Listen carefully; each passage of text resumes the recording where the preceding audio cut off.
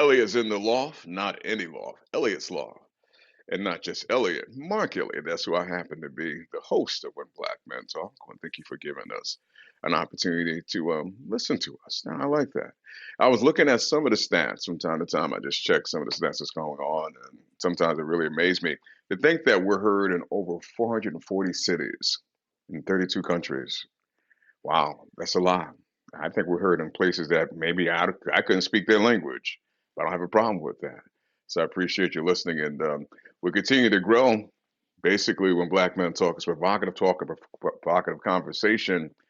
And from time to time, I always remind myself, and I think about this: if you're doing something that you love, are you really working? Are you really working?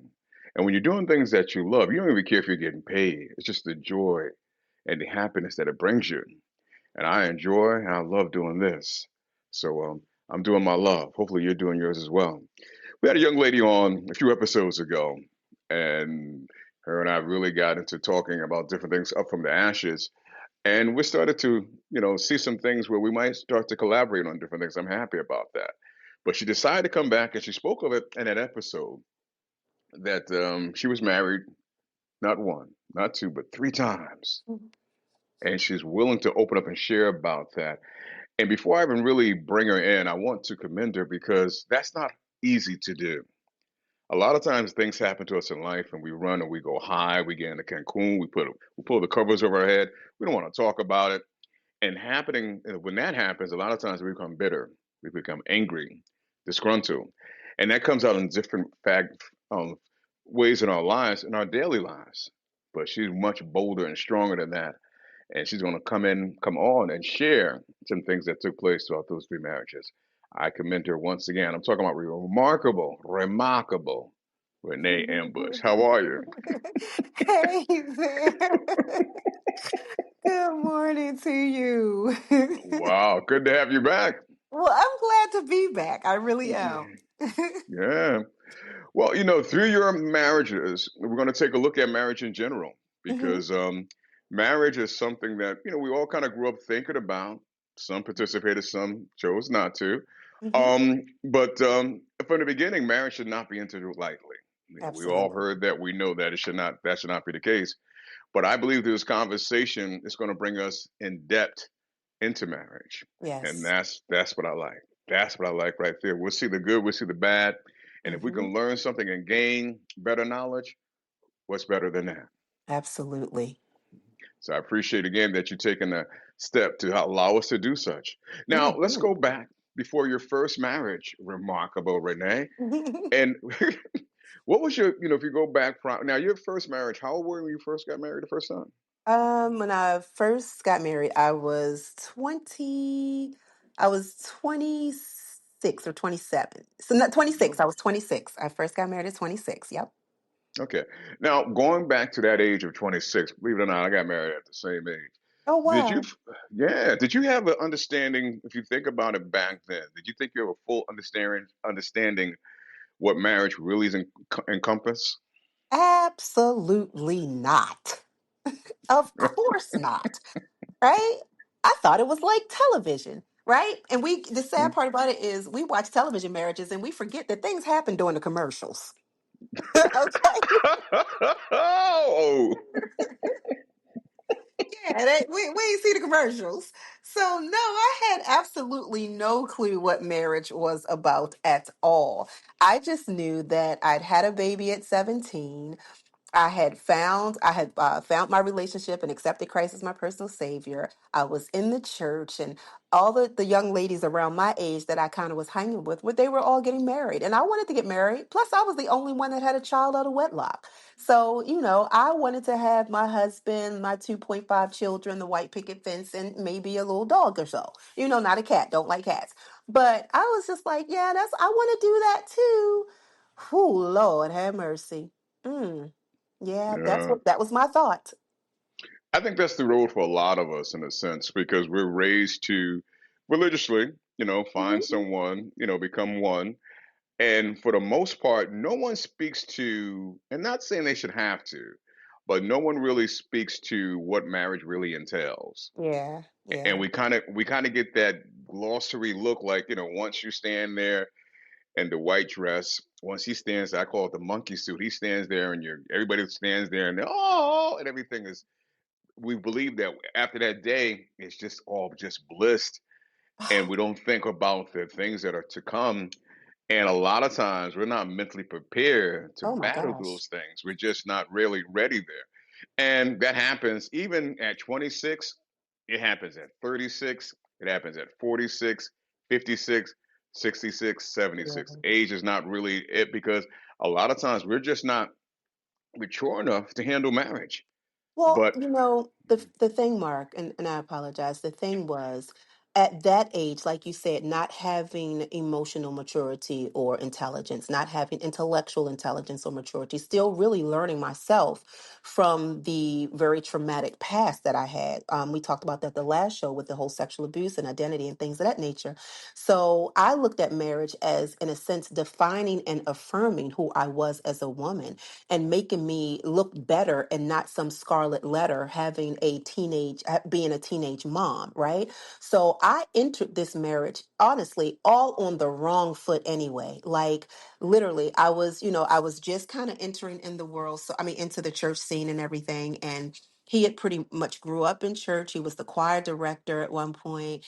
And I still had one foot in, one foot out. I mean, when we were talking and everything, he fit all of my, and this is another thing we get caught up with when we talk about marriages and unhealed selves, right? He fit my description. He was light skinned. He was over almost 6 feet. He had light brown eyes. He had a nice grain of hair. And my unhealed self, I was like, oh, we're going to make some pretty babies. I'm just going to give it to you real and raw. Okay. And so I'm thinking, okay, so I got one foot in, one foot out, but he's a church guy. I'm not used to church guys. I mean, literally, at choir rehearsal, I gave him my phone number and a dime and was like, here's my number and a dime. Call me anytime in the house of the Lord, Mark. I'm just trying to tell you the truth. This is my story. I'm just trying to tell you. So I had no idea about marriage. I just didn't want to fornicate. I was just like, we're going to have cute kids. But the thing about it is, I didn't even like him. He was just available. I'm gonna let the mic drop on that for a second. Okay. Let's let it drop. Yeah, let it drop. Let it just like boom. Let it vibrate. Let it echo. Let it scream a little bit because everything you just said, a lot of people are walking into marriage doing something similar, or they're doing a slice of what you just said. Mhm. And I think the key component there, what you said, is you didn't even really like him. Nope. And he And a didn't like lot me of either. He had an yeah, agenda. and a lot of people are married today that don't like the person they're married to. Forget about Mhm. like. I'm gonna take it higher than that. They don't even love the person That that they're part. married to. That And part. they're there, yes, and they're there. And for a lot of different reasons, a lot of different roads, that's where they are.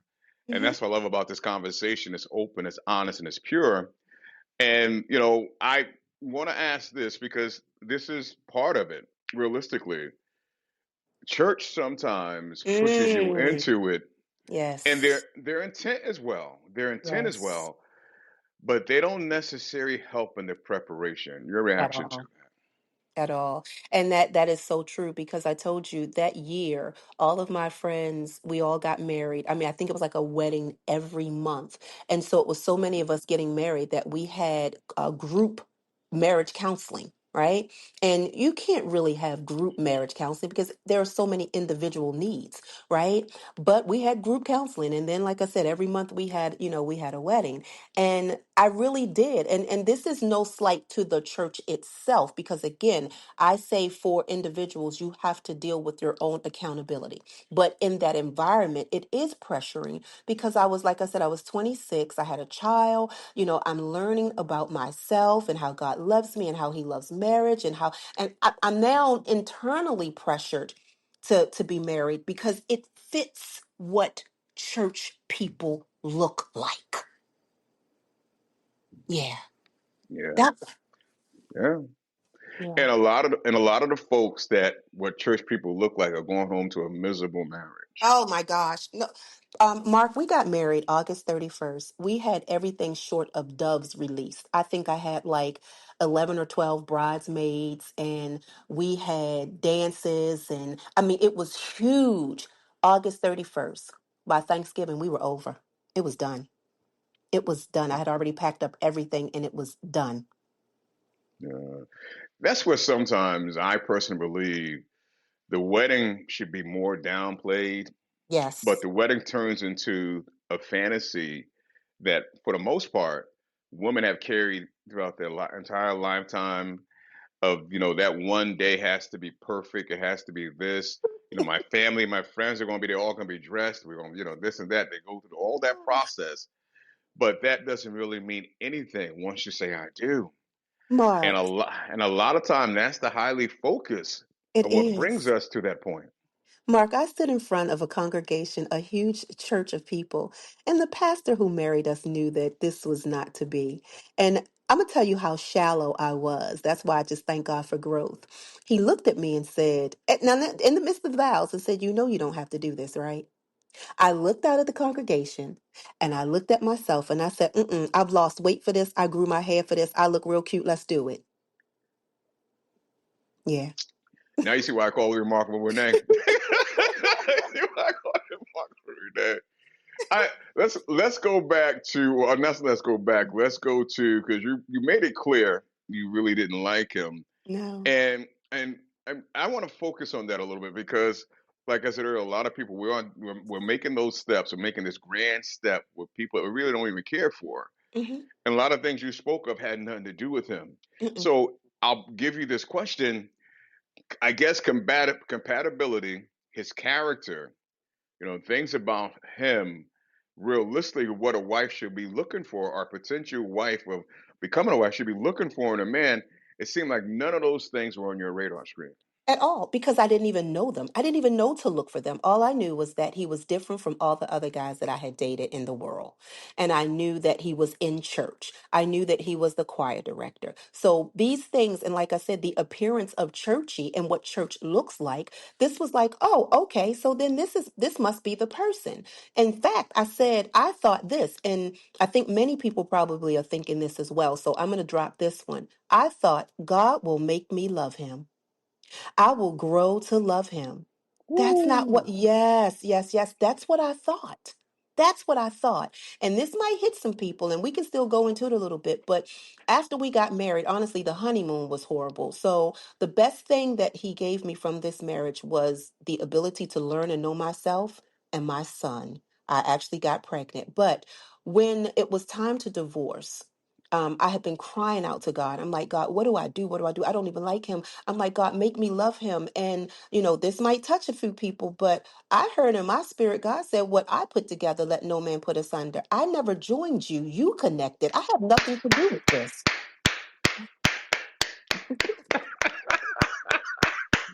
Oh, I love that because it's amazing. That right there is amazing. That's amazing because you have many people, many folks still in marriages today saying that the marriage is basically done hit rock bottom, bombs Hmm. done been blown up and everything else, and they're saying that phrase, what Hmm. God put together, and he maybe didn't put it together. Uh-uh. You put it together. He Hmm. didn't put that together, and he's standing back looking like, don't expect me to come in and clean this up when I didn't Absolutely. put this thing. I wasn't there when you wanted to put on the white dress. Didn't care that he was a Yep. bum. I'm not calling your ex-husband a bum, but I Right. wasn't there. I didn't bring him to you.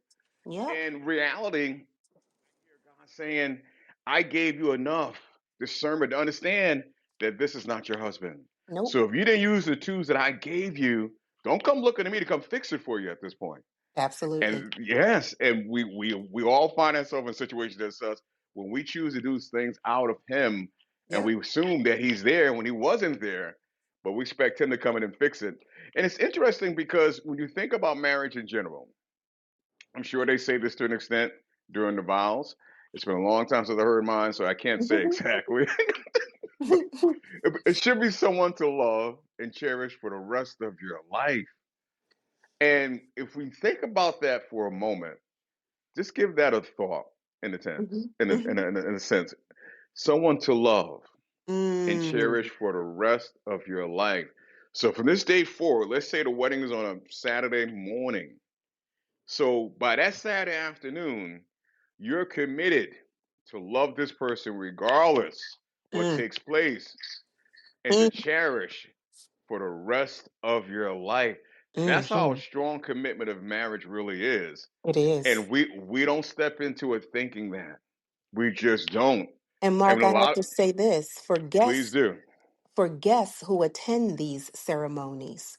You are held accountable for being a witness to the covenant that's about to take place. So don't just go run into people's weddings because now you are now a partaker of that communion.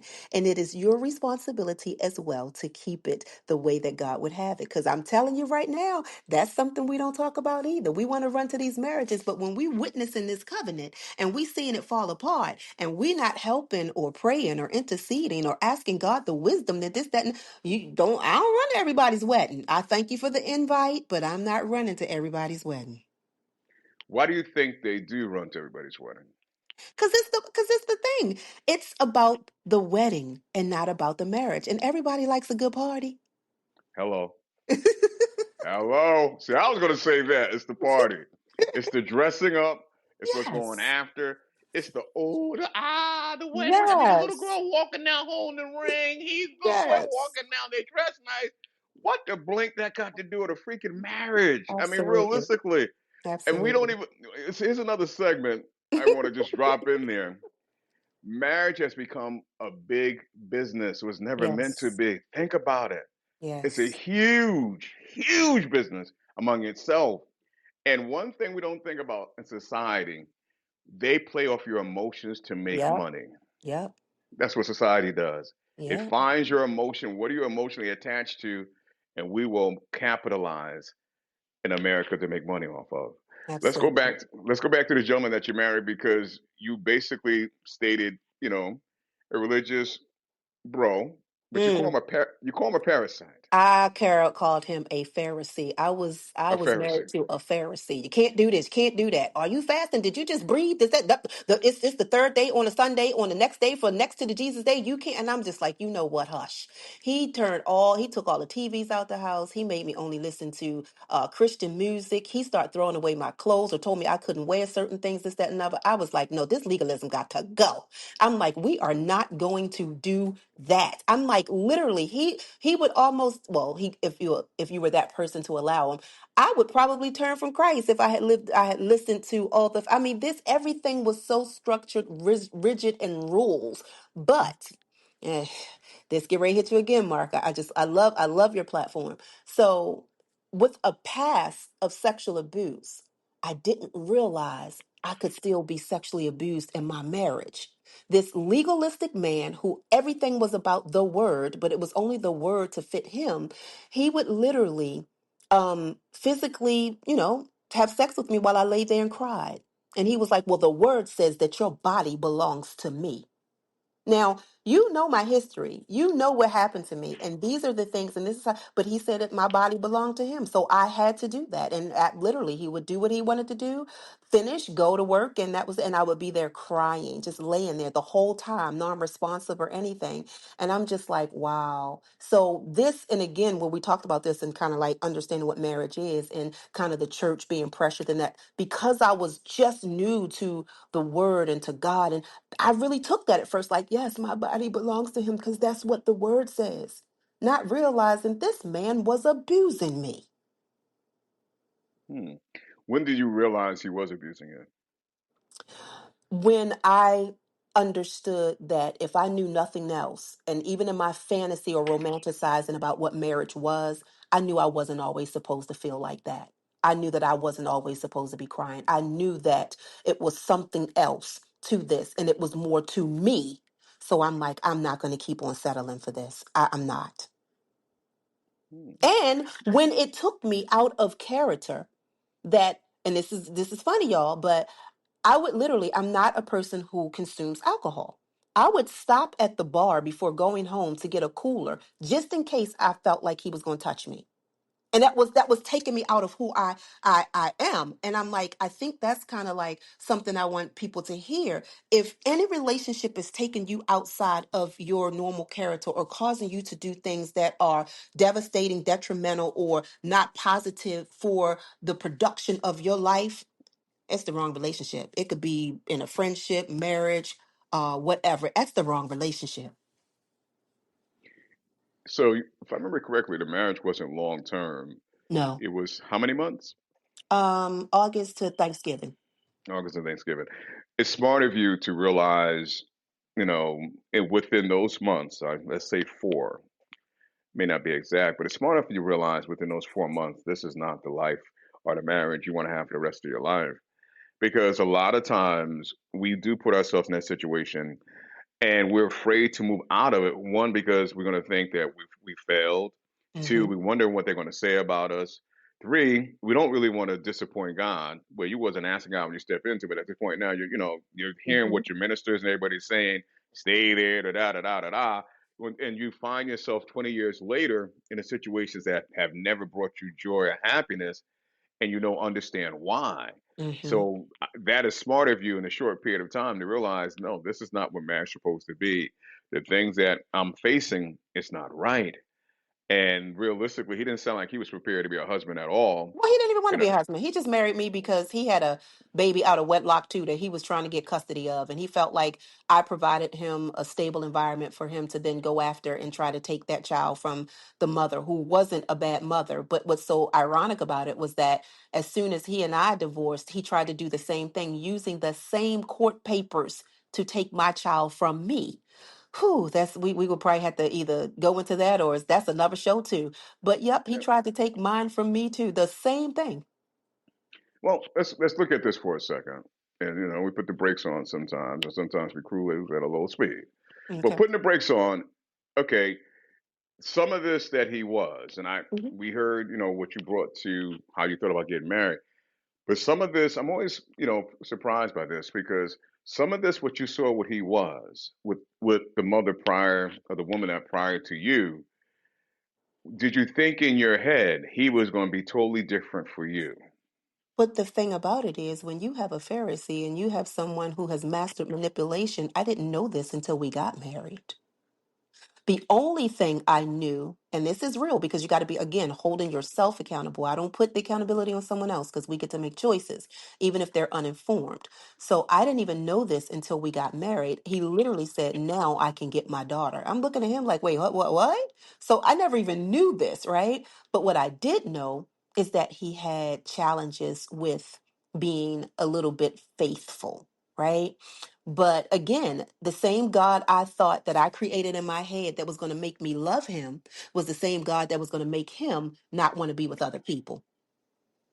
Okay. So challenges are not being faithful. Your assumption is once you became his wife, his bride, God would step in and repair that part of him. That's what I thought at then. That's what I thought back Okay. then. Yeah. And I'm happy you say it that way because in reality, I've seen a lot of situations where that's what women and men think. I'm noticing more with Hmm. women, Hmm. and I'm not saying that they have the patent on it, but they'll look at a gentleman and they'll see some qualities about him, and they'll see the good, and they'll look Hmm. at the bad and go, well, I can I fix can that. change that. Yeah. I can Hmm. change that. I get that to be what I need it to be for me to have what I fully want to have. And a lot of times they can't. At And in all. reality, yeah, they can't in reality. So it's not like they don't see it. And to me is if you see it, instead of trying to change it, the question should be, can you accept it? Hmm. Hmm. And the And if you thing can, is, the thing I'm is, sorry, please Mark, just like continue. you Yeah. were saying, no, that's okay. And the thing is, though, Mark, again, like I said, taking my accountability. The thing is, sometimes we can see it, but because we're pushing our own agenda, we're not really really ready to really fully recognize it or deal with it or accept it because we're pushing our own agenda. Yeah. So let's go to when the marriage dissolved, the dissolution of the marriage. So you have a child that you have with him, correct? Hmm. And we'll go back to, we're looking at that point. What's going on once you go and you get in front of the state now? For the most part, people don't understand they don't think about this part of marriage either. Marriage is basically a legal document between the two of you. Yep. And that's why you must go back to the city, the state to come out of it because you had to go there to get into it. Yep. So when you go back to them basically and say, you're saying XYZ, he's saying CBS. So how do things turn out once the state decides we're going to split you two apart? You go your way, he go his way. How do things turn out from there? Well, again, I had the funniest life. So what happened was, he actually filed because, like I said, when I set him out at that point, we never got back together. So in the state of Maryland, you have to be or able to show that you have not been together for a year and you have not consummated anything or had intercourse within that year. So what happened is he actually filed court papers for custody of my child. So when I got those court papers, I filed for full custody and visitation. I mean, something like that or whatever. So that's when I filed for the divorce. So when we went before the judge for his visitation in his custody case, they were like, okay, now the matter of divorce. And then they looked at me and said, did you bring a witness to say, and I had a witness to say, which was true. We had not been together for that whole year. And he's standing Hang on, there hang on, like, hang on, hang on one second. Hang on one second, one second. Who uh-huh. was that? Who was that witness that could verify and sign off on that? It was my cousin.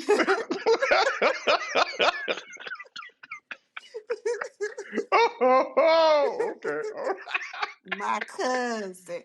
okay, on, all on right. her lunch break. On her lunch break. Oh,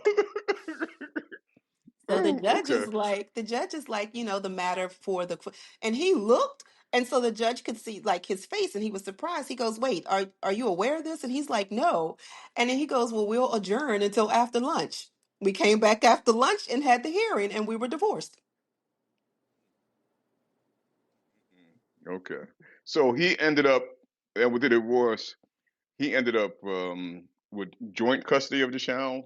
Yes, I figured. Okay, I okay. figured I gave him joint custody. I mean, that's his dad. I would never take a child from Hmm. their parent, right? That's not right. And that's something I really, I really dislike about some of us as women when we no longer have a relationship with that child's father, that we take them or use that child as a pawn. Oh, bad, bad, bad. That's you're Ooh, actually hurting yourself and hurting that child. That child did yes. not decide who you chose to be with. Do not punish the child. So I let him, of course, have joint custody. And I tell you, even though I love the Lord and God has favored me and blessed me and being remarkable, I lived in hell for 18 years dealing with Hmm. that joint custody situation. It was horrible. But again, I'm on the other side of through and, thriving, overcoming, and able to come back and share the story with my right mind and the right faculties and encouraging others who may go through that situation, co-parenting somebody who makes it a pure hell.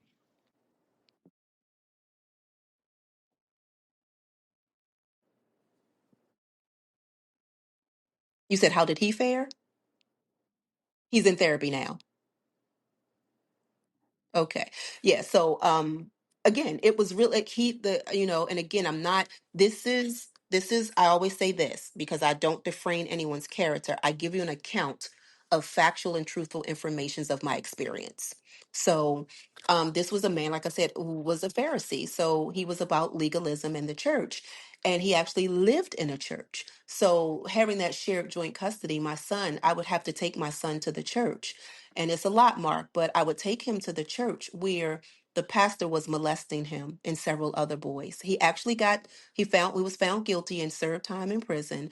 But that pastor, and it was on national news.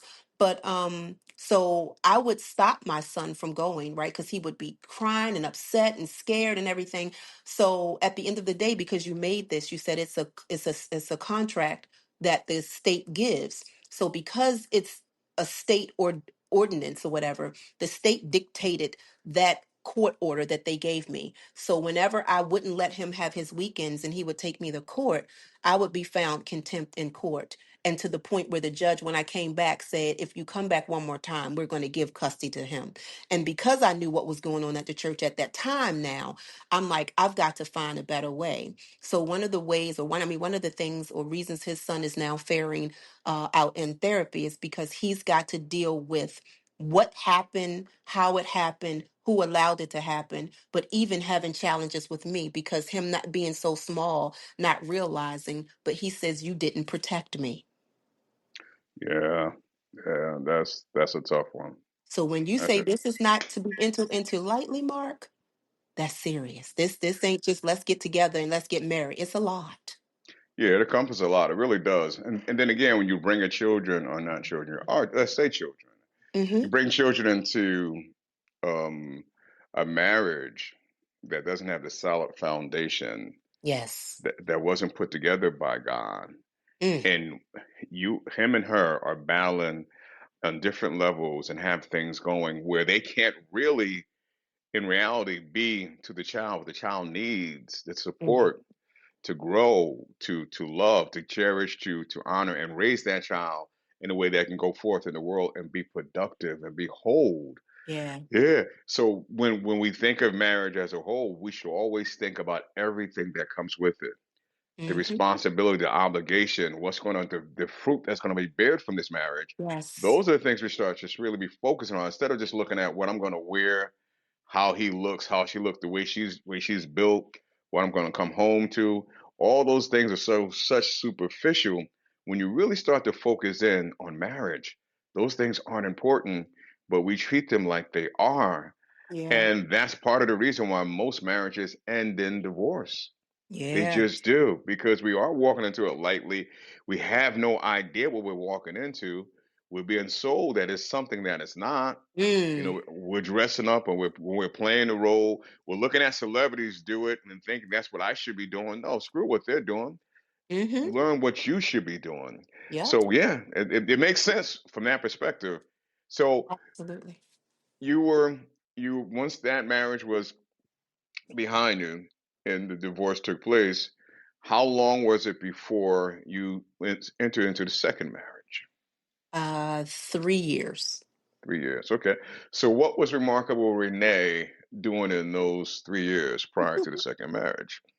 I was healing, learning of myself, understanding, navigating this parenting, this single parenting. Now adding yet another trauma because I don't think that we speak about divorce being a trauma. So adding another trauma on my plate that I had to navigate through because now, just like you said, kind of from the beginning, what do I look like? Now, not only was I a teen mom, but then I have a failed marriage. And, how am I being looked at? I'm trying to navigate this stuff. And so I took that time to just be like, you got to find out who Renee is some more and what's your reasoning behind marriage. And like you said, to start learning what really is marriage and what's going on. And I can't tell you that I had excuse me, I can't tell you that I was fully healed, but I'd gotten to some healing. Um and then I ran into my second husband, who I had known when I was growing up.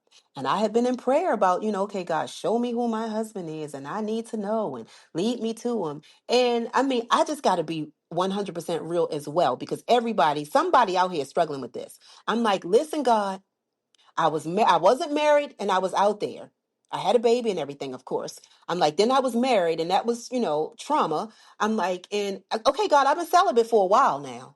Now I'm keeping myself for my husband. So can you hurry up and bring him? Because the keeping ain't wanting to be kept. So can you hurry up and bring him? And you know what? When we start speaking that stuff, won't the enemy send you something?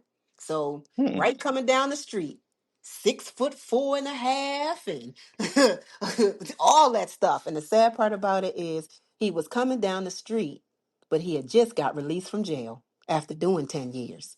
But there I go. And this was April. I met him. I ran into him a week after Valentine's Day that year. We were married April 1st. Ooh, joke on me. I was the fool. But we got married April 1st. So we got February, the whole month of March, and April. I'm married again. Okay. I can, I understand the pressure from you, the 3 year celibacy and what you're asking for and praying for. In reality, it sounds like you're just praying for someone to have sex with. Do you know what? Let's just say that. And the thing about it is when he asked, I said, "No, you got to marry me first." And guess what? That's exactly what happened in less than 45 days. Yeah. I think that's crucial. And I really want to stay here for a second because a lot of women put themselves in that situation. Mhm. And I'm not trying to say we should have premarital sex, but they want to wait and hold for the right man, what they assume will be the right man will be their husband. And then when their body starts to basically form natural to them with their urges, their desires, it starts to blur their vision. And someone comes along and you say to yourself, I've been praying, I've been blah, blah, blah, blah, blah. You focus on what you've been doing and not on the character and the soul Hmm. of that person. Therefore, when that person comes along, it could be, whoever, you kind of drop down and realize, okay, this is what I've been praying for. This must be it. Hmm. Just because you're praying for it or prayed for it doesn't mean you still have to do your evaluation. You still have to Absolutely. understand and look at what's really behind door number two. Yes. So, okay, so Yes. and it's amazing too on his part that if it meant to have sex with you, think about that for a second. If it's meant to have sex with you, I will marry you. I'm not marrying you based on the fact that you're a woman to become my wife. I'm not marrying you because I really want you and cherish and love you for the rest of my days of my life. I'm marrying you because you said to me, in order for me to have sex with you, to get between your legs, this is what I must do. And to And further that, remember, I put that little thing in there. He was literally just released from jail after serving 10 years, right? And his words to me was, God told me when I meet my wife, I'm going to know exactly who she is. And listen, again, this is also kind of coming in with your own agendas, whether you are recognizing it at that moment or not. You don't have a place to stay. I got a whole house and, established and things of that nature. Of course, I have wife qualities. I'm a woman of God, and you've been ministering in the church. I mean, in the jail, and got your certificate of ministerial services and things of that nature. So it all looked good. Like, of course, you met a woman who you had prior knowledge of growing up, and then you see who she is as an adult. You just coming home from prison. She got a whole, like I said, a whole place and stability and things of that nature. Of course, you look like the wife. So not only am I going to get sex, I'm gonna get a house. I'm gonna get establishments. This a big come up coming off of out the jail cell. okay, you're right, absolutely. I mean, he basically hit the state lottery for the most part. May not have been the mega ball or the powerball, but he hit the state lottery. But but here's the question or questions looking at him Hmm.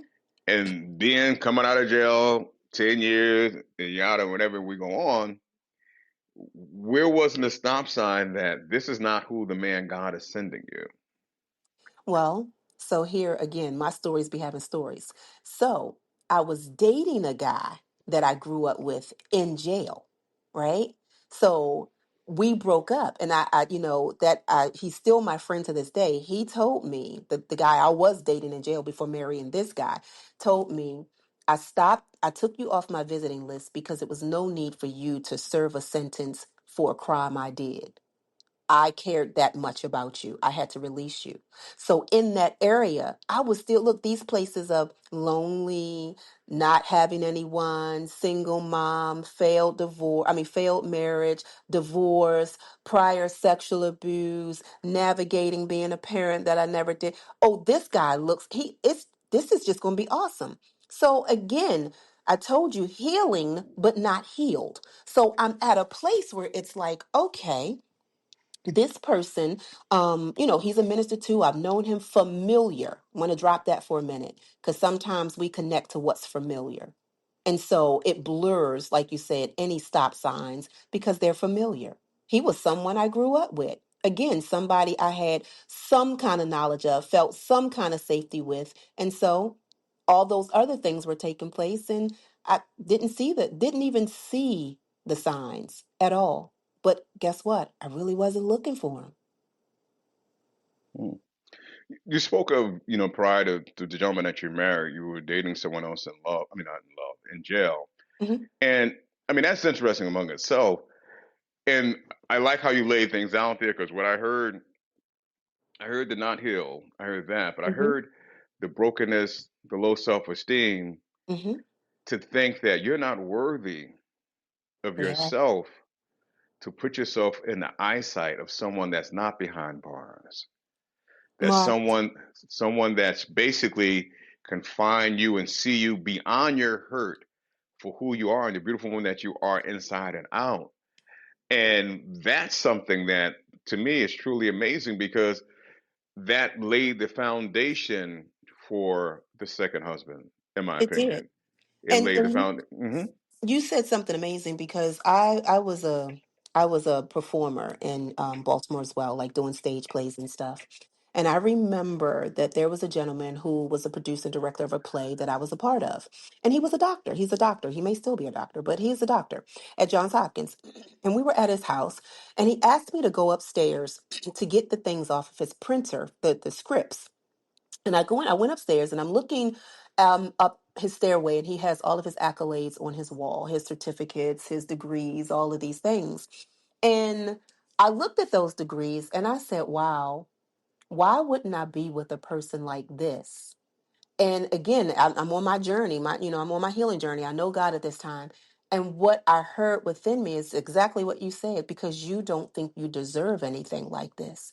You're afraid of anyone like this because they're established. You don't feel enough about yourself or love enough about yourself to understand where you are is established. So you go and get men who are not as established so that you feel like you're building with them. But really, what you're doing is you're looking greater to yourself to find an identity of worth because you have more. There it is. I'm gonna let the mic drop there for a second too, because really that's really what it boils down to. Hmm. And a lot of decisions, a lot of poor decisions come out of that. A Hmm. lot of poor decisions come on both sides of the fence, men and women. But a lot of poor decisions come out of not feeling worthy, that self worth. And we limit ourselves in a sense. We kind of put a lid on who we are and what we should have. Yes. And instead of basically increasing your self worth, who you are, and feeling better about yourself, we try to attach on to someone that we believe if I have them, I'll feel Hmm. better about me. They'll make me feel better. And no one can make you feel better about yourself other than yourself. And And I'm gonna tell you, Mark, my struggle was as I was constantly becoming better though in my healing process, I was still in environments that were pushing me back down. So I was not only fighting my internal challenges, but my environment. And I think that's big because sometimes somebody who's healing, I always like it into this example. If you are a pig in a pig pen, and you decide, I no longer want to be dirty, and you come up out of the mud with those pigs, but you stay in the pen, you're still going to get dirt on you. You have to come outside of the environment for full healing and full process to be going on. And sometimes that's hard because, again, it's familiar. So you stay with what's familiar, not realizing it's a huge strike against you actually coming out clean. you know, I'm going to ask you something that I've noticed over the years about women and ministers. Mhm, And your first husband happened to be a minister. The mhm. second one Mhm. spoke the words of a minister. Oh no, he was a minister. He actually got in the pulpit Okay, and everything. there we go. Here we go. Hmm. What what is it about from just your perspective? I'm not, and it's funny because I'm asking you, and most of them are going to ask like you're speaking for all of them. But a lot of times women do that because they don't want to be honest with themselves. Hmm.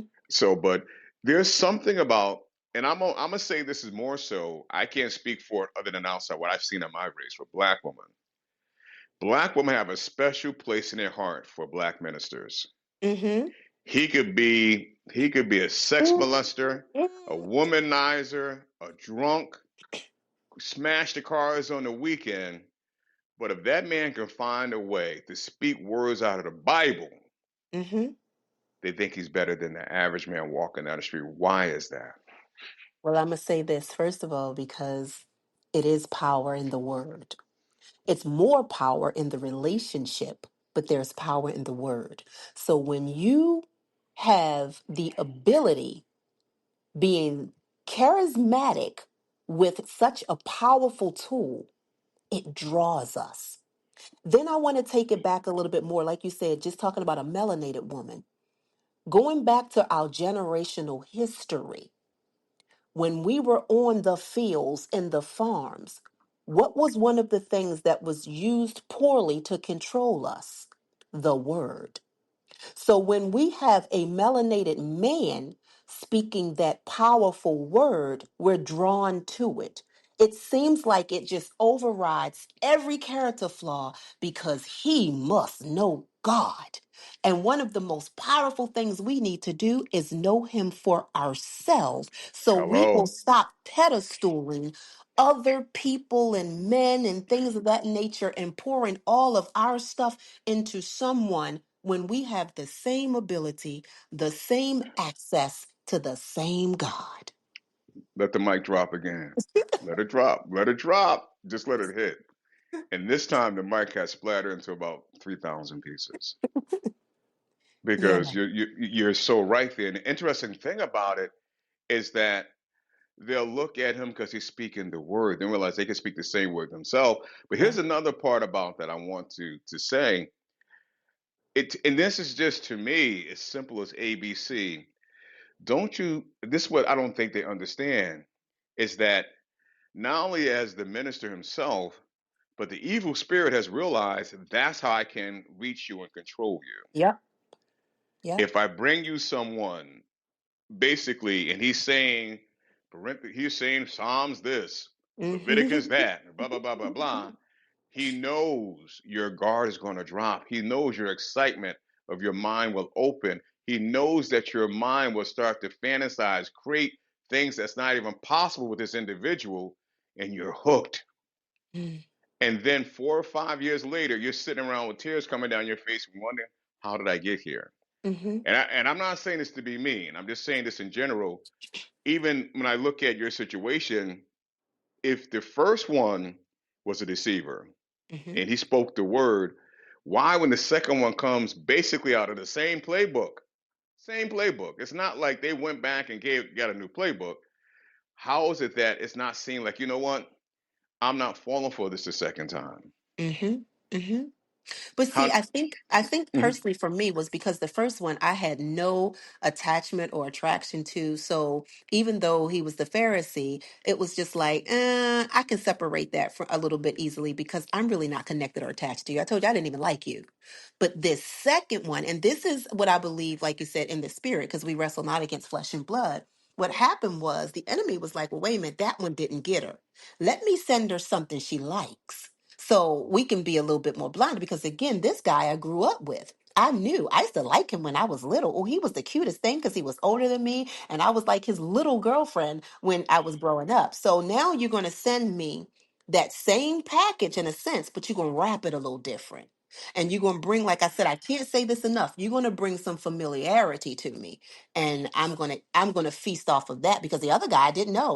We met at church and that's where I knew him. But this guy, I kind of knew something about him. And this is crazy, Mark, because again, my personal, just going on my own thing, I knew of him. And that's something we do in marriages as well because we don't know how to date. We know of people and then we marry them and get to know people, right? So I knew of this guy because we grew up together. I didn't find out till we got married from his own family that he was actually locked up for 10 years for molesting, raping, and sexual abuse of a child. I thought he was locked up for drugs. I'm sorry. Mark, I know. Oh, okay. Oh man. Okay. So the familiarity, the comfortability, knowing him, and again, this is not singular to you. It really isn't. I mean, Yeah. that's the amazing thing about this, and I'm happy that you're open enough to share and really, allow people to hear and understand. And sometimes, our openness steps on some toes. Hmm. Hmm. And if your toe is getting stepped on, your toe is being stepped on for a reason. Deal Hmm. with the pain that's being stepped on from your toes because it can really make you better. Maybe start to see things a little differently instead of Hmm. denouncing it and acting like blah blah blah. Because what people tend to do is they'll start to find fault in you, not what's Right. really stepping on their toes. But I Right. say this to say about him. I get how he came and all this, and again, I'll go back to the prayer all of that. But was there something about him outside of everything he was saying and ba ba ba ba ba ba, what God told me, was there something inside of you that said, I can love and cherish this man for the rest of my life? Yes, and let me tell you a couple of reasons why. This man was the epitome of my daddy. I mean, without the sexual abuse charges, but my daddy was in and out of jail. My daddy was a wonderful man and a well-respected man, and caring, and he could give some of himself to you, and I saw those qualities in him. So what I saw, because I romanticized and I made this, I made him replace my daddy. Though I was healing, I still had daddy issues. I made him the daddy that I didn't have. So he was going to be my protector because he did time in jail, and so he a bad boy, and but he knows Christ, so he's a reformed bad boy, and things of that nature. So I was like, I could love him. He could protect me. This gonna be okay. Like, it's awesome. And again, he really was for me. A little special, but he really was really about encouraging me. He understood how to build as far as entrepreneurship and things of that nature. He brought a different sense to him, but he also still was struggling with his demons as well. Okay. Let's look at the sense that he brought. Does those things materialize with you when you were married to him? Rephrase that. Say that. Let me go. Let me see. The things that he brought, I get the daddy part of it, but when you talk Hmm. about your Hmm. entrepreneur, he brought this, he brought that. Hmm. Those things manifest themselves within the marriage once you two said I do, and you see those things blossom and grow. It started, and even though we were married for 5 years, we probably was together physically in the same house for maybe a year and a half out of the five. And I'm not picking when I Oh, say go that. for it. So for 6 years, the stuff that he spoke of prior to saying I do, it started within 6 years. It didn't really start to solidify, take on a foundation, and grow from there. It started within 6 years. Am I correct? What do you mean? Like, Meaning that the things that he spoke of, and hmm. I'm asking this for a reason. I'm saying this for a reason. I'll say it before Okay, we okay, get to the question, because a lot of times women buy dreams. okay. I get what you're saying now. They Okay. buy potential. They buy No. possibility. So my point is, him saying this, he's this, he that, and I'll be honest with you, Margaret Renee, he couldn't have been butch at 10 years in jail. I'm just saying, Well, be well, real. He that's couldn't. What I mean, really, was he selling T-shirts from jail and making money from it? well, no, How? no, but see, this is the thing. He was the first person with the entrepreneurial mindset who actually was doing some things. And he was the first person that was like, hey, listen, I'm for family. Let's take a family vacation. Let's do this. We really did do those things. Like, he really was all about those things. He really was. Like, I got to give it to him. Within that year, he was about those things and building with, and getting and doing. okay, and I'm glad you said that. Within that year, Hmm. so after you leave that year, the 5 years that stretches beyond, were those things was those things producing fruit? Mm, rotten fruit, but I mean, Okay, see this. plastic fruit, See, there plastic. it is. There it is. And that's why I go back to you. And I'm not here again. I know I say this, I'll just say it again. I'm not picking on you. Oh no, I love it. Don't marry a freaking dream. Don't Yes, marry yes, yes. hopes. You Mm-hmm. don't. That's not what Mm-hmm. you're marrying. Mm-hmm. Because anybody can sell you what you want to basically hear, what you Mm-hmm. want to basically desire. And we're marrying that. And Yeah. then again, that's entered into it lightly. That's Yeah. not what God put together. He's not going to let some man put it away. That's a Mm-hmm. mindset. That is still, again, a spirit playing with you Yes. mentally to make you Yes. believe you can have this if you latch yourself onto something you shouldn't be latching yourself onto in the first place. So, Yes. and I say this, communication is huge. It really is. Mhm. But Yes. I say, I don't hold my tongue. I find it amazing about women. This is what I find it amazing about. In reality, they're not good communicators. They're not. When it comes to communicating with men, they're not. Point blank, my opinion. But a man can come communicate BS to them and they buy it in a heartbeat. Heartbeat. Absolutely. They drink it up and blah blah blah, and they run on like, you know, Barbie got a new dollhouse. So when I say that, Hmm. that's what I'm saying that, and I've seen it. So sometimes again, men will approach you and somehow will figure out what to say to entice, Hmm. to bring you where he needs you to be. And if you're not Hmm. really rooted where you should be rooted and understanding, you could talk about God all day. You got to understand and know what God really means to you. Because if you do, Absolutely. your discernment will know that he's a piece of garbage and he doesn't stand to be around you. And I'm Oh, not Lord. calling your second husband a piece of garbage, but I'm saying stop falling for the Other okie people doke. do. Absolutely. Absolutely. Absolutely. That's, and if nothing else, if your listeners don't get anything from this, that's real word to us as women. And that's what we need. Right. And I know sometimes there is that group of women who don't want to hear that. But baby, if you want to heal, you want to be married, you want to understand yourself in a relationship, listen to a wise man drop wisdom and giving you the insight because it's very much needed. Grow, my sister, grow. Wow. Again, there's a reason why I call you remarkable, Renee. How long does the second marriage last? 5 whole years, and I have one beautiful daughter who's about to turn 21.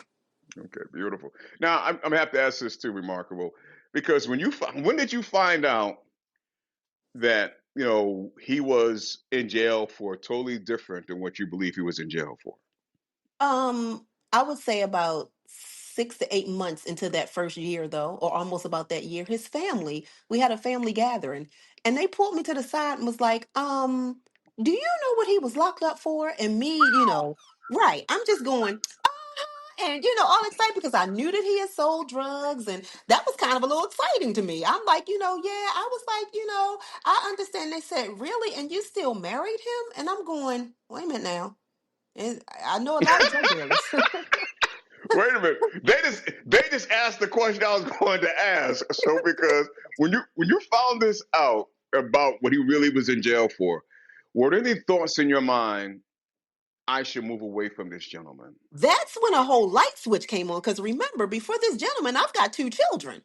So Hmm. I'm going, hide your kids, hide your wallet, hide your wives. I'm like, what? Wait a minute. Like, really?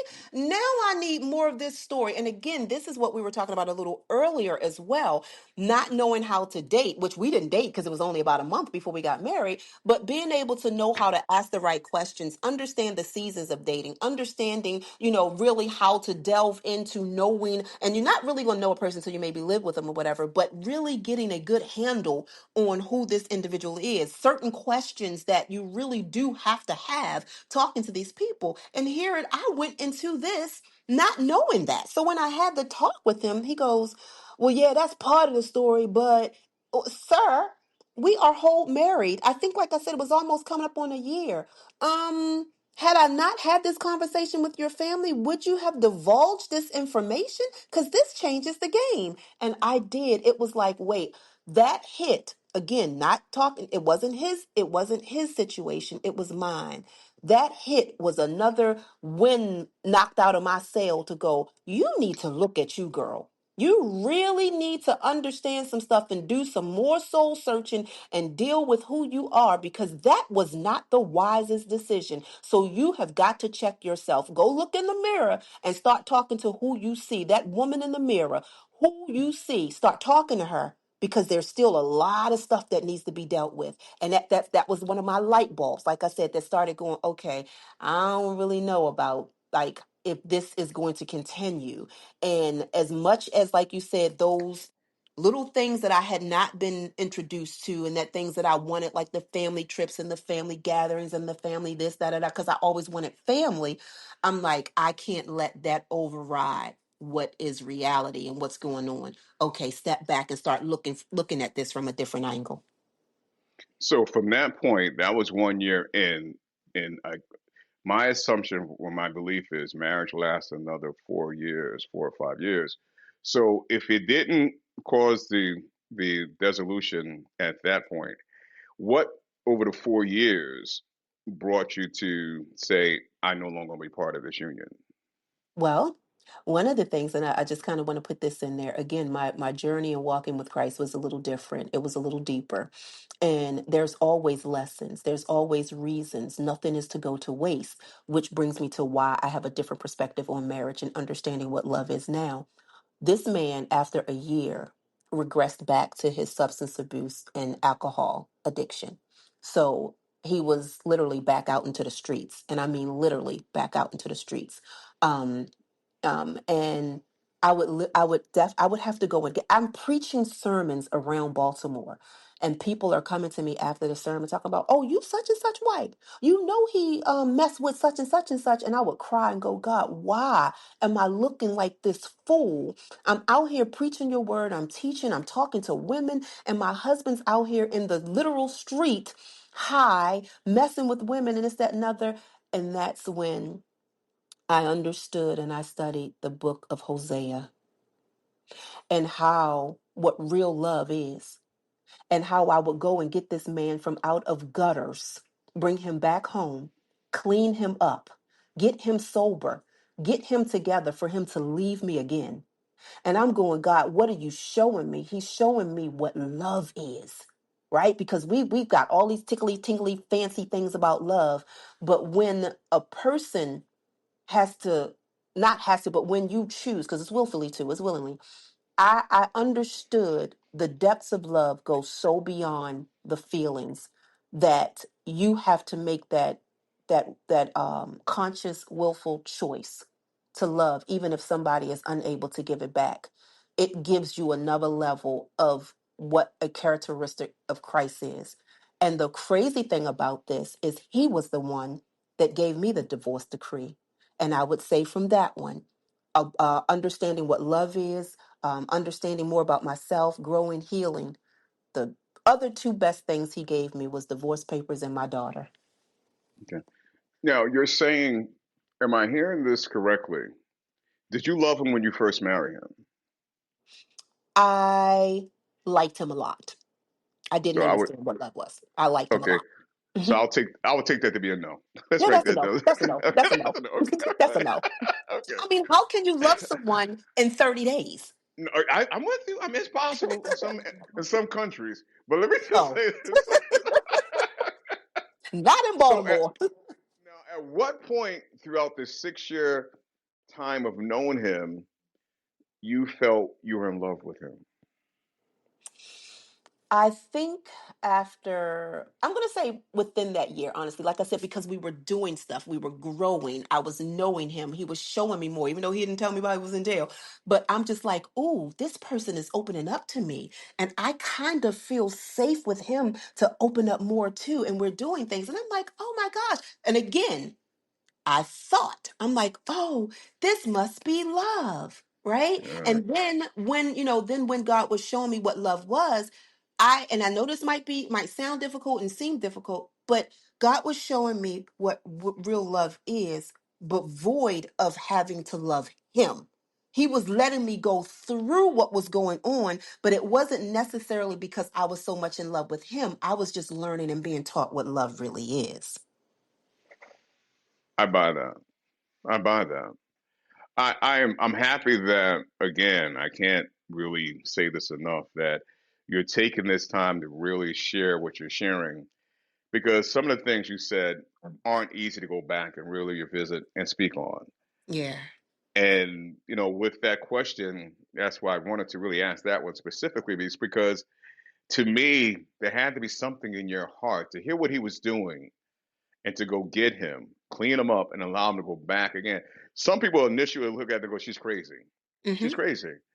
But in reality, if you chose to make this man your husband and allow this man to be your husband and then profess that you love him, that is part of your obligation and you're part of your responsibility.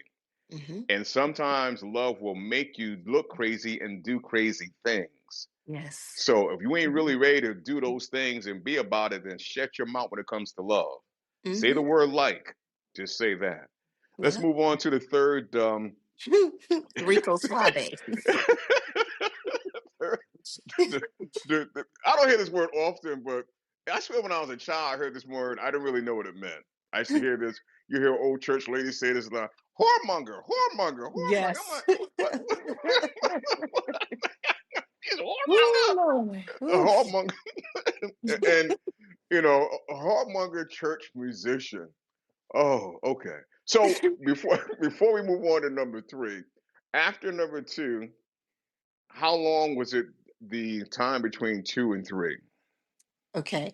So two was over really a year or two into it, right? But Mm-hmm. we was together, like I said, five total, but we were really over, like really two was it. So the third husband, which makes it so funny, is I married him 2 years after my divorce. But here's the key. This man had been my male best friend since I was 19 or 20.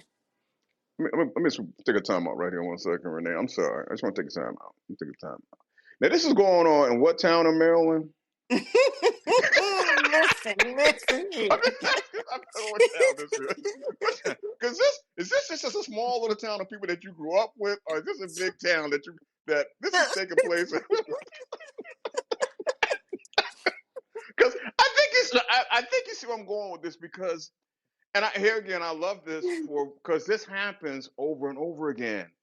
And Yes. it's like so the guy was your friend, you know, I'm jumping ahead or whatever, and I'm gonna color some of them probably, and I might color incorrectly. But the point I want to make here, and again, I'm not, you know, pointing fingers or saying anything to kind of tease you, but the commonality or the denominator here is these cats go back to your past. They go back to your Yes. childhood. They go back. So Yes. that's part of the dream and the focus is to go back and pull Mm. somebody and think I can make this brand new, fresh. And damn it, if they didn't work out in the past, they didn't work out in the past for a reason. If Mm. it didn't come to fruition in the past. It didn't come to fruition in the past for a reason. That's not what God had for you. Mm. It's just not what it was. But we think that we can go back, and I remember when Facebook first became popular, there was a lot of people going back to their childhood loves or whatever, leaving their homes, their husbands, their Mm. wives, and trying to start anew. And they were made clowns out to be clowns Wow. because love sometimes happens in a moment, a spirit of time. It doesn't happen then. It doesn't. It's not meant to happen. You can fantasize on it. You can make self love to it all you want. It's not meant to be, and you're trying to make something out to be. It's just not. It's not possible. And it's So, amazing. It's amazing when we want something, we go back and try to create it, and that's yeah. not how love works. And So I'll say you I'll saying s- I, that, go mhm. ahead. I'm sorry. I want to say this one thing, and then I'll move Mhm. out the way to add on what I just said. But I heard you say it, and I heard the woman say it. I'm praying for God to send me someone. Mm-mm. How how can He send you someone? You keep going to go choose from the Mm-hmm. past. He Mm-hmm. can't. That He's Mm-hmm. being blocked. He has no opening, no access to bring you someone, and until you basically shut yourself down from who you think Yeah. you should be with and what you should be doing, and allow God to work with you. Mm-hmm. I'll stand down for a moment. I'm sorry. Go ahead. Please That's okay. continue. No, I just was before we went to third husband, the whoremonger. I wanted to just like kind of what you were saying about the Facebook thing. I had a friend reach out to, well, I reached out to them for something else, but he was a guy that I quote unquote dated when I was 15.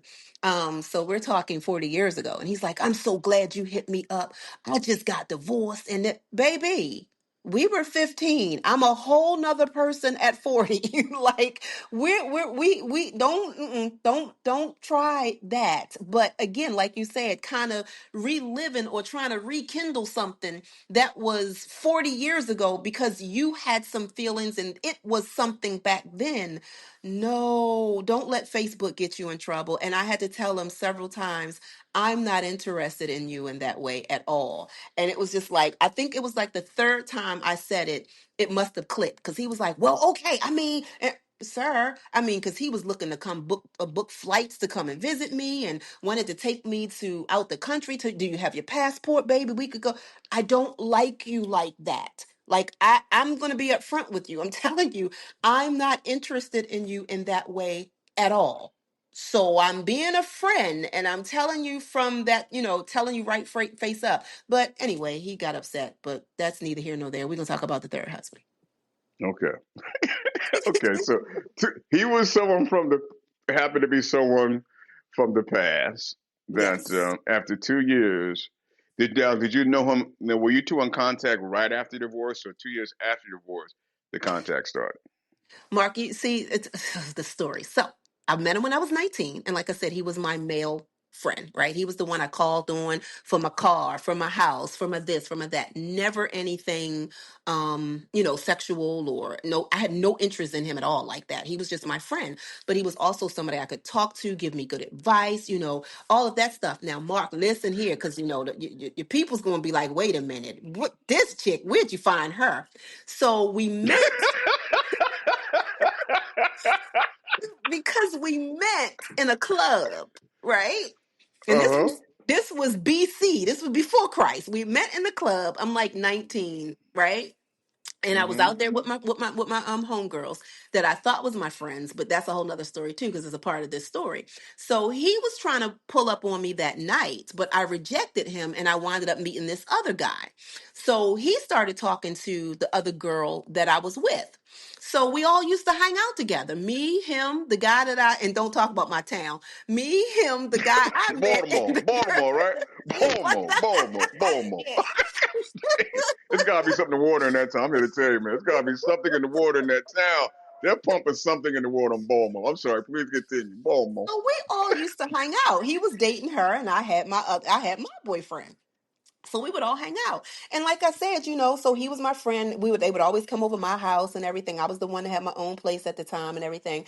And so, again, like I said, we were close. I never was interested in him. But he told me, of course, later, once we got married and everything, he said, I had been liking you since the day I met you in the club. I'm like, I never looked at you like that. You was just always my friend. So he was always around through all of my marriages. He was always around, and he was my male friend that I introduced to my husbands because he was just my friend. Okay. So he Now, was there the whole time. okay, so when you became divorced from the second husband, he Mhm. was ready. You were already in communication with him basically immediately. Oh, we had never lost communication. Like he and my Okay. ex-husband were friends. I got them jobs Okay. together. They used to hang out Okay. together. He knew my ex-husband was cheating on me. Okay. So what would make you think realistically if you rolled the carpet or the back seat through all that period of time that he would be worthy enough to be with remarkable Renee and someone to love and cherish the rest of her life? Because he was the person that I was able to share, feel safe with, grow with. Like he knew me inside out and all of that because again, he was my friend and it was nothing connected. And one of the things that I realized that I had not had, which is very good for a marriage, and we'll talk about that at some point, is you have to be somebody's friend. He was my friend. Okay. He told me that. He said, All right, Renee, I'm gonna I say knew how this to be here, your and friend. this. I didn't know how to be your husband. He was my Okay. friend. So when Okay. we got married, I thought I was taking my friend into my marriage. Okay. Let me say this. Um, it's just my thought process. He wasn't a husband, and he wasn't meant to be your husband. That's just my personal opinion. You married something you thought you could have because you didn't get it two times prior. He was more of your girlfriend than you meant He to be was your more husband. of and I'm just going to say this, he was more of a monitoring spirit because he was checking out who I was, how I operated, and how he could get in there and tear me all to pieces because he knew every inside and out of who I was. Okay, now if he was just what you described, But I didn't know that then. no, hang on a second. I just want to check this real quick. If he was what you just described and he waited that long period of time, then what was he really? Well, definitely was another lesson. What was he? Tell me. He was a spirit, sweetie. Oh yeah, that's And I'm what I sorry to call definitely you said that. No, spirit. no, no, Yeah, yeah, yeah. absolutely, Because absolutely. realistically, the spirit basically rolled in your back seat, understood you, knew how to basically Yep. tantalize you, Yep. waited for his opportunity to basically move in. Yep. Because I'm going to say this from my perspective. If he was a man that truly, truly would wanted to be with remarkable Renee, he doesn't ride in the back seat. A man stands tall and bold and says, "Look, this is what I want for you, and I believe you're my wife." Mm-hmm.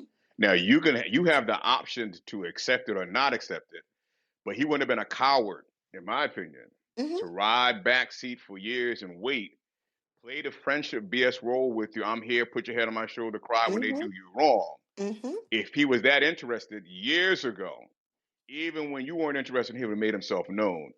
And to me, that's how real men, real husbands find their wives. Mm-hmm. So if he waited all these years, allow you to be married twice, sleep with other men, give kids, give birth with other men, that spirit wasn't what it claimed out to be. Oh, Because absolutely. if the spirit was correct, he would have made it clear he wouldn't want no one else to be with you. He Well, wouldn't have he sat in had the gotten back seat. married too. He had gotten married too, so he was married for a while. I understand that, but that plays more into what I'm saying. In Mm-hmm. reality, that's not because when you want someone, you don't go marry someone else, Mm-hmm. True. and we're Absolutely. and we're, and we're afraid to basically be honest about it. But if he really wanted you, he would have tried to marry you. So, Absolutely. so my point in saying 20 some odd year later to show up and become your husband is he's always been to me a fleeting spirit. And Yes, that's no that's true. disrespect, but in reality, that's what it is. Mm. Because the true husband would have said and stepped to you, Renee, this is what I see of you as a woman. I see this, I see that. Yes, I see some flaws, but I'm willing to take that on and be what I need to be to you. And I believe you can be what you can be to me. Mm-hmm. I'm not waiting years down the road for that to happen. I'm not. Yep. Yep. That's good stuff right there. And that is Yeah. absolutely the truth. Yep. So when here again we go back to our and don't get me, I've heard this a lot of times. Sisters love to go back and fantasize about what could have been back then, who was back then, why they was back, they didn't work out, and they got that soap opera talk going. Mm-hmm. And again, you don't realize you're playing in the devil's wheelhouse. Yes. You're Definitely. playing right in his wheelhouse. He has you where he wants you. You're going Mm. back and fantasize. No, you're supposed to live forward. Live today and go forward. Don't go back. The past is the past for a reason. I'm Absolutely. serious. It's for a reason. And it's nothing against the woman that I married years ago. I never had no interest going back or someone I dated. But you know what? It didn't work out with her because I was with this one. Hell, they're back there for a reason. I moved Absolutely. forward for. I don't consider they weren't the ones. I might have been the ones for them. I'm Right. okay. I'm accepting that. But I can't go back now. And I'm not saying you did this. I'm just speaking. Mm-hmm. Mm-hmm. I Mm-hmm. can't say because my heart is broken. Oh, this person's been there all along. They've been. I just haven't noticed it. Allow me to make them. It's a bad choice. It's a bad decision. Because Absolutely. again, God is not sending that person to me. God is not bringing that person. I'm choosing out of what I feel. I'm choosing out of my brokenness. I'm choosing to heal Yes. myself to basically cover up my wounds. And that's what I'm trying to do. And Yep. a lot of times we have to allow God to heal our wounds. Give him Yep. the time to heal your wounds, not you putting on the peroxide yourself. I'm gonna fix this up, throw that band-aid on it. Oh, this person been there, and the cycle starts again. It just Yes. does. It starts over again. It's just my interpretation. You know, who am I? I'm Mark Elliott, damn it, but I'm sorry, go ahead, Mark. Yes. And this is your show. Absolutely. And that's right. That's exactly it. So Yeah, so the third, this guy after 2 years, we went back and you this becomes the whoremonger now, the whoremonger. Now was he a whoremonger when you was younger? I'm just trying to figure that out. Or he waited till he got married till you would become the whoremonger. I'm just curious. nah, nah, nah, nah, nah, nah, nah, nah. That was there. Okay. That was there. That was there. And the thing about it is, again, one of the reasons, because now I think I know a little bit more, right? So I'm like, okay, why do you want to be married? And why do you want to be married to me? So I'm learning some more questions to ask in this thing. And his response initially was, I've stopped having sex with everybody. I've been celibate. I'm now ready. And I'm just going, now, again, I'm not even hearing that because now I'm hearing that because the way he had left the person that we know together, he left her, like literally, he left her, and like maybe within, I don't know, it was a very short time, like less than months or whatever, he was married. And so, because I still interacted with her, but I hadn't seen him for a minute, I was like, whatever happened to such and such? And they was like, he went and got married. I'm like, well, wait a minute. He was with such and such. So how did he? Oh, but then I left it alone. Next time, the funny thing about it, next time I met him was he was in church and he was a church musician and he had given his life to Christ. And I was like, oh, we were joking. I was like, oh, there must be a God. You saved, and we kind of picked back up and we talked and we just reminiscing because I came up out of my crowd of all the people we used to kind of be with, and I had given my life to Christ, so I came out the clubs and all that stuff, and that's when they were still doing it. So I was just like, I was so happy to see my brother who was in the world with me is now in Christ with me. So that's what I saw at that moment, and we dated and but again, on the familiarity, I knew him. And my son who passed away, he was a wise young man. He told me, he says, Mom, I just wish one day you date somebody that you don't know, but that you haven't known before. I think it's going to be so much better for you. I was like, wow. Wow, After yeah, I I second that one. Yeah. Yeah, yeah. But then again, listen to this though. Mark, remember, even though, my healing and all that, and I became remarkable, Renee, the past is something that holds us. We've got to fight to come up out of that past because it will show itself in so many ways. It's the same thing. The bottom line is it's the past, but it'll show itself in so many ways. All of that, like you said, all of those men, except for the first one, he wasn't my past, but he was what I thought was supposed to be a future, but it was a perception of a future. It was a fake future. But right after that, what happened? And then that's what I thought. Well, I reached out to something new. I got something different. And guess what? Went right back to my past. The past thoughts about myself, the past issues I had, the past challenges, and it was all, I keep saying this, and I just think it's for me to say, it was all familiar.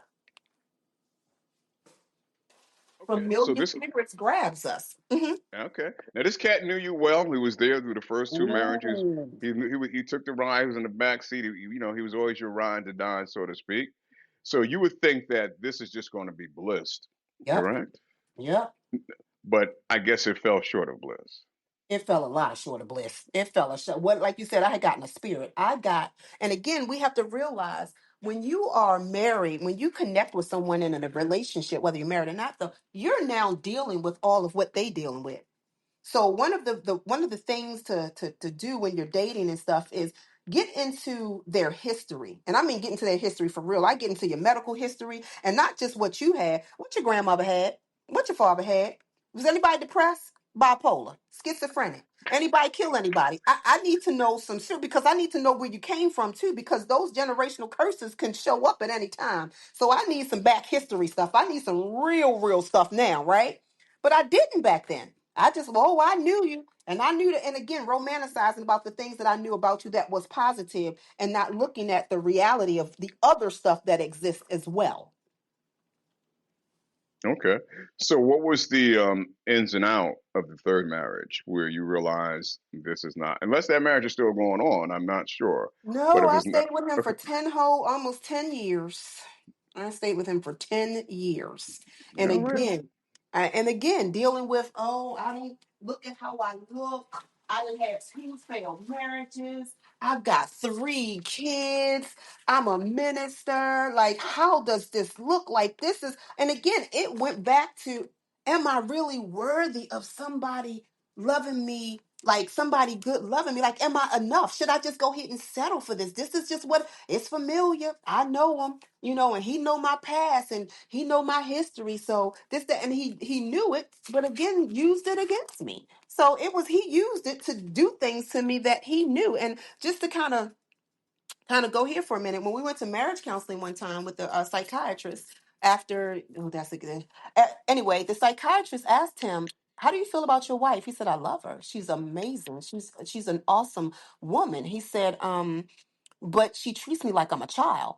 And she said, well, what do you mean? How does she treat you like a child? He said, she thinks I'm dumb just because she's in college and she goes to college and got a degree and I don't. I'm looking at him like, I've never thought that. I don't think that. But that's what he thought about himself. So long story short, in that, she said, well, when you feel that way, what do you do? Because he's known me for years. You know what he said? He says, I ignore her. He said, because then it makes her know that she's not valid or it brings her to my level. Well, you knew that affirmation was something I sought. I needed somebody to affirm or validate. So you purposely, and that's why you said when that person was a spirit, oh, it was a spirit. It was a lot of spirits because you had been studying me for so long. You knew how to manipulate me. You knew how to navigate. One of his favorite lines was, baby, it's me and you against the world. But I had to wake up and realize, no, you were part of the world because you against me too. I just kept listening to what you were saying and not putting or holding stock into what you were doing. I think, I'm going to say this. Mhm. We must start to look behind the words. Yes. Words can influence, they can excite, they can stimulate, but we must start to look behind the words. Words are not enough. They're Yes. not. Words are just not enough. And um, they are used to basically manipulate, to mislead, misguide. Yes. And it's done effectively. It's real done effectively. And I like this conversation because we touch on a lot of different things. It applied to a lot of different situations. It does. In reality, words are just not enough. I And at know. some point, we must basically start to understand that. And when I hear with this too, we have to learn from what may not have been successful for us Yes. and Yes. understand that, for a reason it wasn't successful. And Yes. those reasons why it wasn't, and be honest about that. Be honest. Yep. And there's a lot to learn and gain from that to move forward into the future.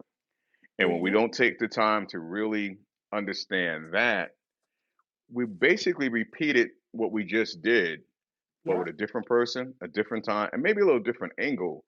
But the same things keep happening Yep. because we didn't really take the time and allow him to come in and show us clearly what really took place.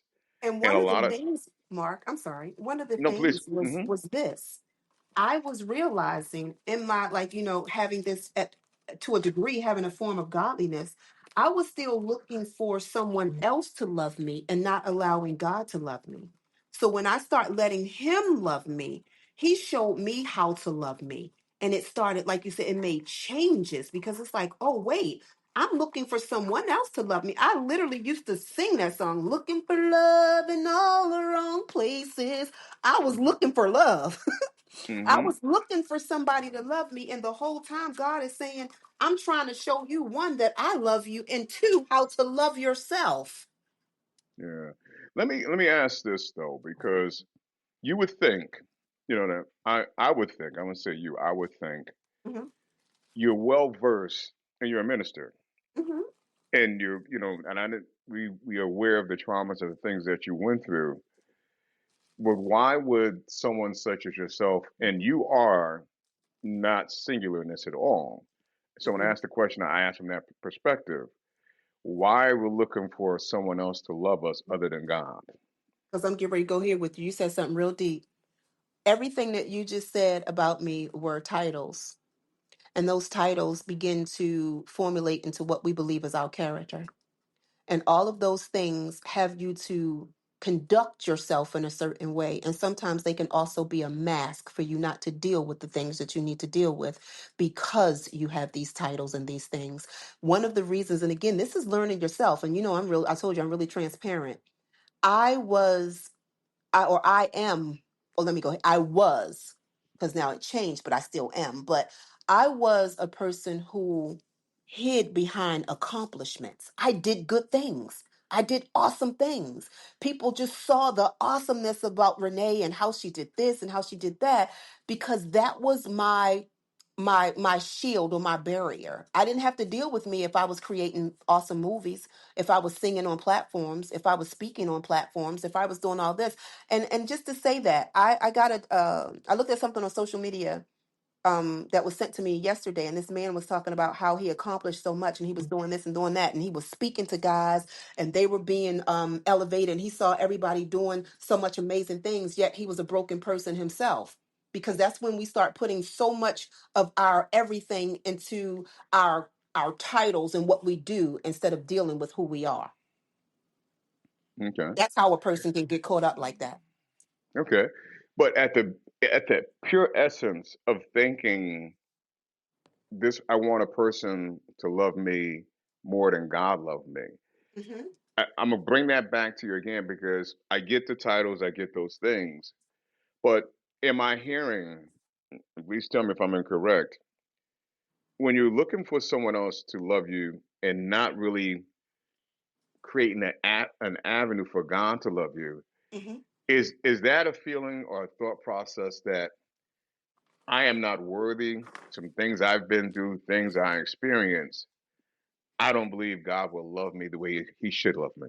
Yep. Yeah, that God says it. He tells me. He shows me. But sometimes we get so. Well, it's the scripture that says, that I'm God. I'm a man that I should not lie." And what we do sometimes is we make God a man, and so we start looking at how people have treated us, and make that the character or how God treats us or could treat us or should us, instead of being nope. That's two different entities, and I think Bingo, that's what it was. bingo, yeah, yeah, bingo. That's what it is. Yeah, because in reality, as far as I'm concerned, God's love is enough. Yes, Anything else outside as a compliment. absolutely. It's an addition. It's a love. And if we understand and value and know that He loves us regardless, Yep.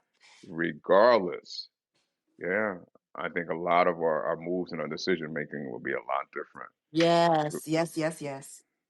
But Marco, Renee, I'm gonna tell you, this is it's been a treat for me. This has really been a treat because Absolutely.